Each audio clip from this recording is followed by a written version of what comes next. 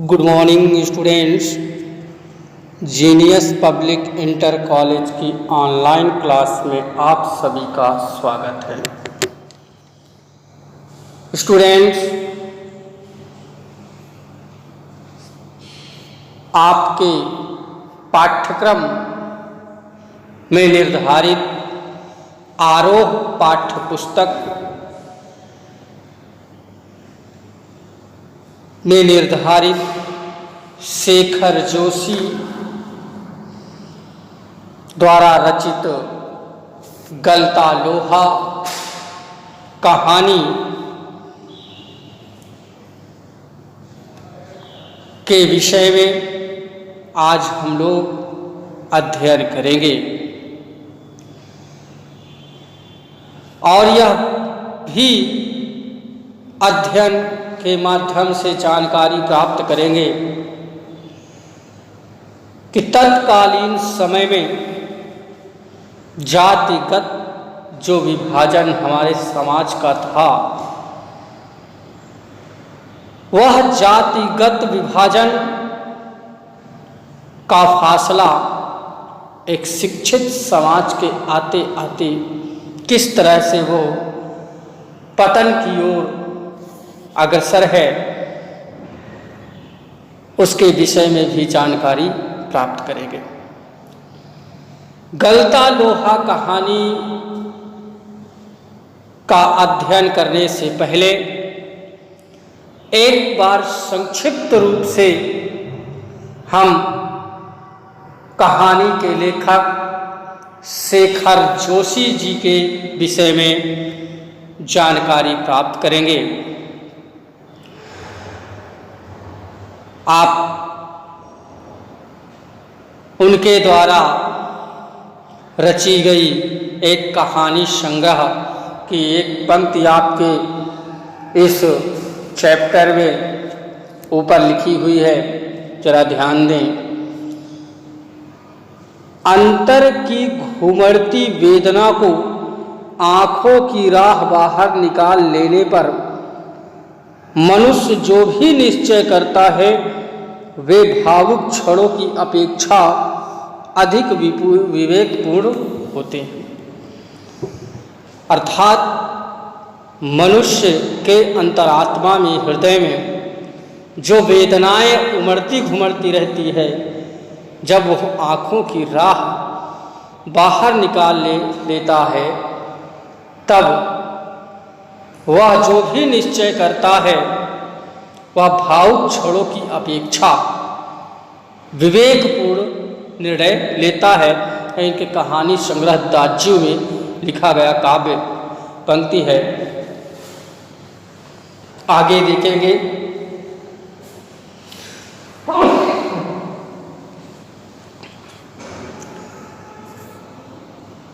आइए ध्यान देते हैं हम लोग शेखर जोशी के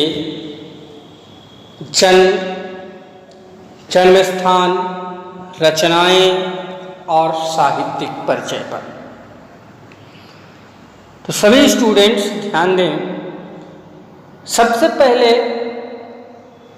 हम लोग शेखर जोशी के कालखंड के विषय में चर्चा करेंगे कि वे हिंदी साहित्य के किस कालखंड के लेखक माने जाते हैं। हिंदी साहित्य के इतिहास के आधार पर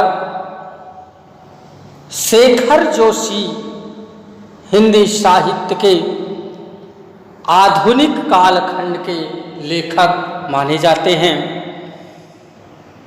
जिसे परिवर्तन का काल भी कहा गया। आधुनिक काल, उस कालखंड से संबंध रखते थे शेखर जोशी जी। इनका जन्म 1932 ईस्वी में उत्तरांचल के अल्मोड़ा में जन्म हुआ था। शिक्षा दीक्षा भी प्रारंभिक काल की शेखर जोशी जी की अल्मोड़ा में ही प्राप्त हुई और 20वीं सदी के छठे दशक में हिंदी कहानी में जो बहुत बड़े बड़े परिवर्तन हुए, उसमें यह देखा गया कि एक साथ कई युवा कहानीकारों ने परंपरागत तरीके से हटकर नई तरह की कहानियां लिखने का प्रारंभ किया। उसी धारा के लेखक रहे शेखर जोशी जी, जिन्होंने परंपरा से चली आ रही कहानियों का जो सिस्टम था, जो तरीका था, उससे हट करके एक नए तरीके से, अपने आधुनिक तरीके से लिखने का प्रयास किया और उसका परिणाम यह हुआ कि जो कहानी आप लोगों की विधा है, साहित्य जगत के केंद्र में आकर के खड़ी हो गई। इस प्रकार से इस नए परिवर्तन को, इस नए उठान को नई कहानी आंदोलन नाम दिया गया। अर्थात साहित्य की दिशा में कहानी लिखने का जो प्राचीन परंपरा था, उस प्राचीन परंपरा से हट करके लेखक शेखर जोशी जैसे अनेक लेखकों ने, साहित्यकारों ने एक परिवर्तन किया और उस परिवर्तन को नई कहानी आंदोलन नाम दिया गया। इस नई कहानी के दौर में शेखर जोशी का स्थान अन्यतम है और इनकी साहित्यिक उपलब्धियों को देख करके, दृष्टिगत करते हुए ही इन्हें पहल सम्मान से सम्मानित किया गया। आप ध्यान दें, लेखक राजेश जोशी जी की रचनाओं के विषय में तो कहानी संग्रह की दृष्टि से कोसी का घटवार,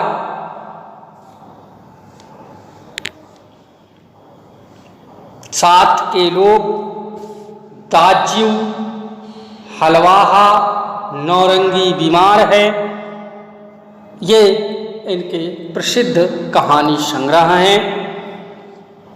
और एक पेड़ की याद शब्द चित्र संग्रह लेखक राजेश जोशी जी द्वारा, शेखर जोशी जी द्वारा प्राप्त होते हैं। अब इसके बाद आप ध्यान दें कि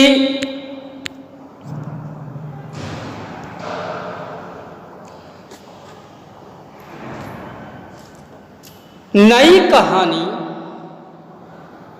आंदोलन के बीच उभरी हुई प्रतिभाओं में जो शेखर जोशी हैं, वे अपना महत्वपूर्ण स्थान रखते हैं और उनके द्वारा रचित कहानी नई कहानी आंदोलन के प्रगतिशील पक्ष का प्रतिनिधित्व करती है। आप देखेंगे कि इनकी कहानियों में जो मेहनत कश समाज है और उस मेहनत कश समाज, सुविधाहीन तबका उनकी कहानियों में जगह पाता है। अर्थात कह सकते हैं कि लेखक शेखर जोशी जी द्वारा रचित जो कहानियाँ हैं उसमें जो विषय हैं वो हैं ऐसा वर्ग जो मेहनत कश है, मेहनत तो करता है परंतु उसके पास सुविधाएं नहीं हैं कि वह आगे बढ़ सके। साथ ही निहायत सहज एवं आडंबरहीन भाषा शैली में वे सामाजिक यथार्थ के बारीक नुक्तों को पकड़ते और प्रस्तुत करते हैं। लेखक शेखर जोशी जी द्वारा की गई रचना संसार से गुजरते हुए समकालीन जनजीवन की बहुविध विडंबनाओं को महसूस किया जा सकता है। ऐसी उन करने में उनकी प्रगतिशील जीवन दृष्टि और यथार्थ बोध का बड़ा योगदान रहा है। अर्थात कह सकते हैं कि शेखर जोशी की कहानियों में तत्कालीन समय में जो समस्याएं थी, जो गरीब मेहनतकश मजदूर वर्ग, एक निसहाय और गरीब वर्ग का व्यक्ति कहानियों में स्थान पाता है। शेखर जोशी जी की कहानियाँ विभिन्न भारतीय भाषाओं के अतिरिक्त अंग्रेजी, पोलिश और रूसी में भी अनुदित हो चुकी हैं। इनकी प्रसिद्ध कहानी दाज्यू पर चिल्ड्रंस फिल्म सोसाइटी द्वारा फिल्म का निर्माण भी हुआ है। अब हम लोग आते हैं गलता लोहा। गलता लोहा में क्या वर्णित है, क्या दृष्टिकोण लेकर के लेखक राजेश जोशी जी ने, राजेश जोशी बार बार आ रहा है नाम, क्योंकि राजेश जोशी भी आपके क्लास 9th में पाठ्यक्रम में है और लगभग वो चल भी रहा है, इसलिए तो शेखर जोशी जी द्वारा रचित गलता लोहा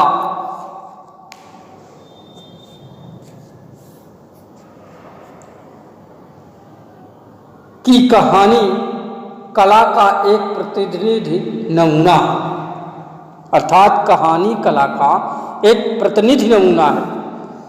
समाज के जातिगत विभाजन पर कई कोणों से टिप्पणी करने वाली यह कहानी इस बात का उदाहरण है कि शेखर जोशी के लेखन में अर्थ की गहराई का दिखावा और बड़बोलापन जितना ही कम है, वास्तविक अर्थ गंभीर उतना ही अधिक है। अर्थात इनकी कहानियों में बहुत कल्पनाओं के द्वारा बोला नहीं गया, परंतु कहानियों में यथार्थ का चित्रण अवश्य किया गया है।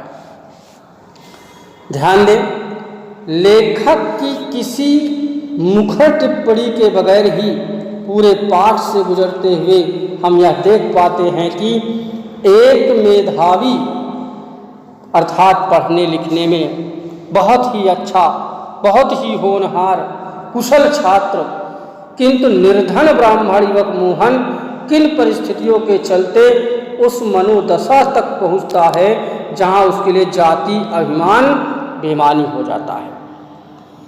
अर्थात वह जन्म तो ब्राह्मण कुल में लिया है और अभिमान होना चाहिए, परंतु ऐसी स्थिति पर वह पहुंच जाता है कि उसे वह जाति अभिमान बेमानी हो जाती है। सामाजिक विधि निषेधों को ताक पर रखकर वह धनराम लोहार के आफर पर बैठता है। आफर होता है जो लोहार छोटी सी मशीन से चलाते चलाते आग को जलाता है, वो जो मशीन होती है उसी को आफर कहा जाता है। आफर पर बैठता ही नहीं उसके काम में भी अपनी कुशलता दिखाता है। मोहन का व्यक्तित्व जातिगत आधार पर निर्मित झूठे भाईचारे की जगह मेहनत कशों के सच्चे भाईचारे का प्रस्तावना करता प्रतीत होता है, मानो लोहा गलकर एक नया आकार ले रहा हो। लोहा गलकर अर्थात जो जातीय परंपरा रूढ़िवादी जो एकदम से मजबूत थी, कट्टर थी, वही समय बदलते बदलते एक समय ऐसा आ गया कि वह जातीय परंपरा जो है वह भी धीरे धीरे पिघल रहा है। अर्थात शिक्षित समाज के आ जाने से जो रूढ़िवादी परंपरा जाति वर्ग धर्म वर्ग के आधार पर थी वह धीरे धीरे कम होती दिखाई दे रही है। इसीलिए इस चैप्टर का नामकरण गलता लोहा रखा गया। आप इस कहानी में आप लोग ध्यान देंगे कि लेखक शेखर जोशी जी ने अपने इस कहानी में मोहन और धनराम दो पात्रों और अन्य भी कुछ पात्र आपको मिलेंगे, उनके माध्यम से तत्कालीन समाज की जो व्यवस्था थी और जो स्थिति थी उसी का वर्णन लेखक शेखर जोशी ने किया है। तो सभी स्टूडेंट्स ध्यान दें कि इस कहानी में मोहन के पिता वंशीधर ने जीवन भर पुरोहिती का कार्य किया था। पुरोहिती क्या होता है? जो लोग पूजा पाठ कथा इत्यादि या धार्मिक कार्य कराते हैं ब्राह्मण, उसी को पुरोहिती कहते हैं। तो मोहन के पिता भी पुरोहित का कार्य करते हैं, जो अब वृद्धावस्था में आ गए हैं और उनसे कठिन श्रम व व्रत उपवास नहीं हो सकता है। और एक समय ऐसा आता है कि उन्हें चंद्रदत्त के नाम के व्यक्ति के यहाँ रुद्री पाठ कराने जाना था। समझ रहे ना? जो मोहन के पिता थे वंशीधर, उन्हें चंद्रदत्त नाम के व्यक्ति के यहाँ एक रुद्राभिषेक जिसे कहते रुद्री पाठ कराने जाना था, परंतु जाने की तबीयत नहीं है। अर्थात कहने का मतलब उनका स्वास्थ्य ठीक नहीं है, परंतु उन्हें रुद्री पाठ कराने भी जाना है। मोहन जो कि वंशीधर के पुत्र थे, उनका आशय समझ गया, परंतु समस्या इस बात की है कि मोहन अपने पिता के कार्यों को बटाना तो चाहता है, परंतु पिता की तरह अनुष्ठान कर पाने में वह कुशल नहीं है। अर्थात जिस प्रकार से अनुष्ठान उसके पिता वंशीधर करा देते हैं, उसके तरह अनुष्ठान कर पाने में वह कुशल नहीं है।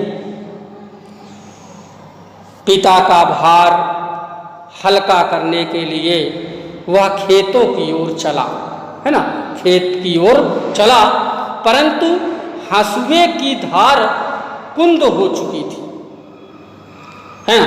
अर्थात फसल को काटना है, परंतु जो हंसिए से काटा जाता हंसुए, आप लोग ध्यान दिए होंगे, तो जो कृषि में गेहूं धान इत्यादि काटे में हंसुए का प्रयोग किया जाता है, वही उसे हंसुए कहा जाता है।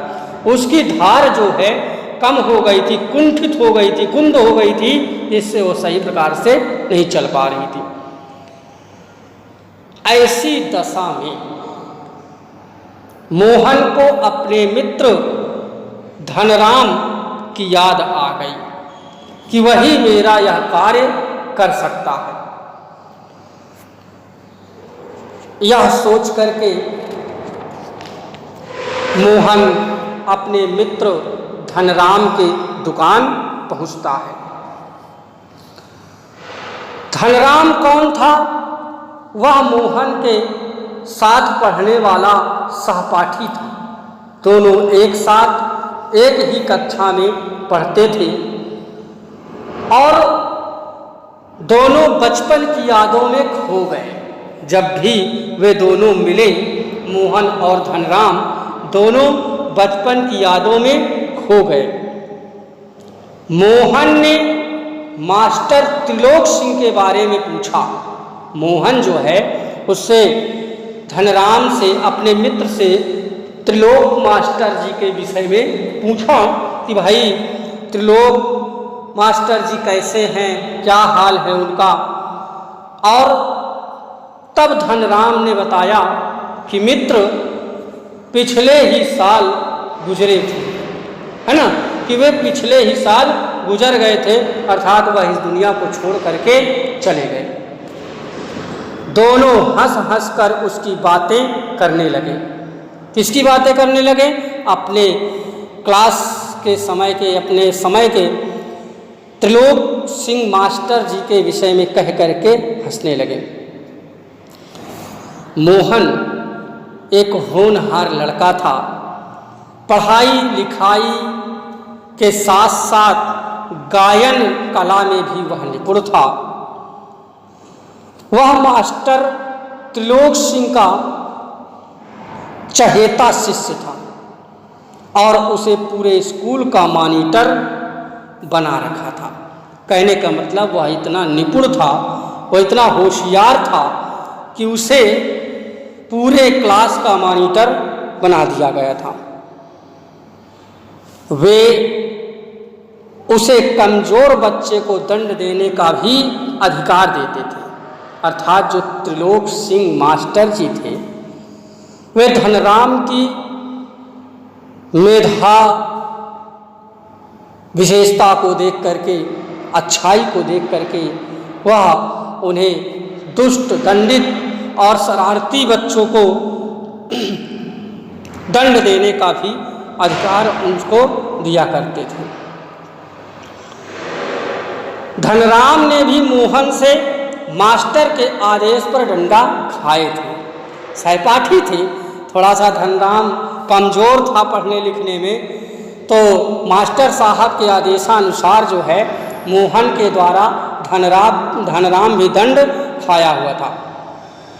धनराम उसके प्रति स्नेह व आदर भाव रखता था, क्योंकि जातिगत आधार की हीनता उसके मन में बैठा दी गई थी। देखिए, तत्कालीन समय में जातिगत विशेषता इतनी प्रबल थी, चूंकि धनराम कम निम्न वर्ग का जाति का व्यक्ति था और मोहन श्रेष्ठ ब्राह्मण कुल का पुत्र था।